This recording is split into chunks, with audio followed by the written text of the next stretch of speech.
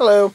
I had a really good response from my eBay shopping tips video, so I want to do like a follow-up, a part 2 to it, because it was running a little bit long and I didn't want to, make it too long. So this time of year is the best time really to shop on eBay or Amazon or those kind of sites. Basically all the holidays from Halloween to Christmas time are all over. Everyone is done for the most part of having to buy something. Now it's more or less the sellers might have some items, might be putting up some stuff, and they're not really getting any bids, or no one's doing buy it now on them, so they're just sort of sitting there. And you're able to negotiate a lot more this time of year, obviously, than you would be back when 75% more people are looking for the same item. Now, as a seller, that can be a very bad thing. If you want to try to list anything this time of year, and you do a search back for basically what items have sold for the last 30 days, you get such a wide price variety because stuff back in end of November, beginning of December could have been selling for 50 or 75% more than what it's selling right now.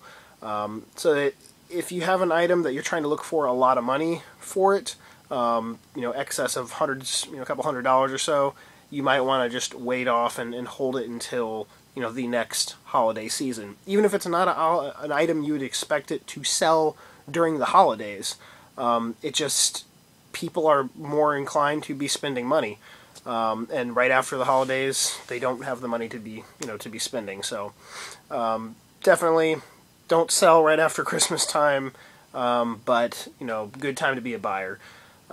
Percentage rating compared to the number of transactions someone has can be a little odd, because someone could say have sold 30,000 items on eBay, and their percentage rating could be at 99%, 99.1 out of 100, and you'd think, well, that's pretty damn high.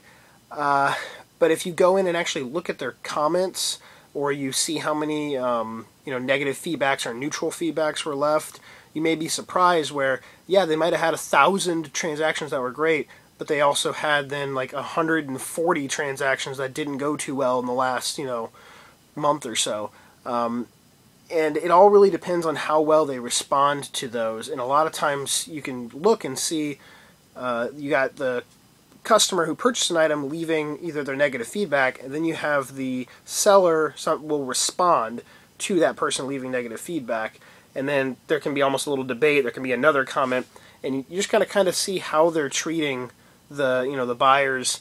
And if you see the word liar a lot of times pointed towards the seller, or cussed at me through emails or something like that, once or twice, sometimes a buyer can be just a bad, a negative person or a crappy person to deal with. But when you see like 10 or 15 or 20 buyers leaving a feedback like that, it can be they're pointing to something's going on, or the buyer maybe is trying to take on or the seller is trying to take on more items being put up and sold and shipped than they really can handle. And so yeah, the percentage might still seem great, 99% out of 100 for 30,000 transactions, but that also kind of falls into the time of year. Maybe they're not being able to handle the holiday season, or that specific busy time for whatever products they're selling, as well as they could during, an off month like in March or, January or June. But the next thing I want to mention is what something has sold for compared to what you're going to put it up listing wise. Meaning, if you are going to be selling an item, and not necessarily even online, say even at a thrift store or a pawn shop or a specialty shop, what your item is carried in, it really needs to be set that what the item is actually sold for in the last 30 days, and granted the holiday season, like I said, doesn't really count, but what is sold for and actually has been sort of the average of it, because the asking price of anything really doesn't matter.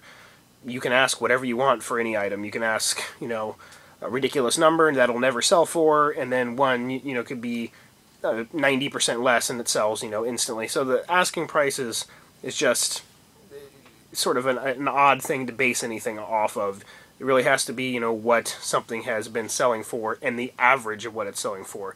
Because in a month's time, you can look up an item online and see that, they've sold anywhere from, say, $25 to $75 in that month's time, just due to very small variations, or whoever happened to be online looking for it at that time. Especially if it's like a new sealed item. People think that they can make a price of a new sealed item, so high just because everything else online is a used copy, and sometimes it doesn't really, benefit the seller in that sense, because it's people are going to save the money and buy a nice condition used item compared to buying, that new sealed item for 10 times the amount. People do buy them, it does happen, but you just got to kind of base those things. And then, like I mentioned, especially if you're walking into like a physical brick and mortar location, a shop, a specialty shop, or a flea market or something like that, where they're basing their price solely online. Obviously, like I've walked into a shop and I've talked to, somebody and asked, how much are you guys selling this for? And they said, oh, well, that price might be old. Let me check and see what it's selling for now. And they go straight, online to one of the auction-based sites or one of the buy it now sites, and they'll base their price off of that. And you really got to make sure that they're not basing it off of just what people are asking for it, and if they are basing it off of what it is sold for, they're not just, the highest price that it is sold for. Because just recently I was in a video game store. Ooh, yeah, that's weird. Me in a video game store? At a privately owned video game store, and they looked up a price of something, and they were selling for, a few of them sold for like $50. And I said, well, I know that that's not what, their average they are selling for. And I'm like, are you looking at what the past transactions of actual completed? And he goes, yeah. And I'm like, okay, well, can I see? And he turned the computer around. I was like, yeah, look, here's one that sold for $13, and here's one that sold for $20. And I'm like, the average is not $50, so no, I wouldn't pay you $50 for this. So you just got to make sure you are being in control. It's with anything you're ever going, it's the person that wants the money from you. You're going to be completing the transaction.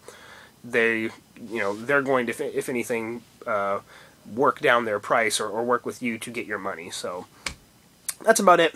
Sort of a little bit shorter. I didn't have, like I said, this was just some information that got left out of the other one. But again, any questions? I've worked in the buying used and selling and trading business for over a decade, especially when it comes to video games, but I've also sold a lot of stuff on eBay and online that pertain to a lot of different things. So anyways, good talking to you. Talk to you later. Peace.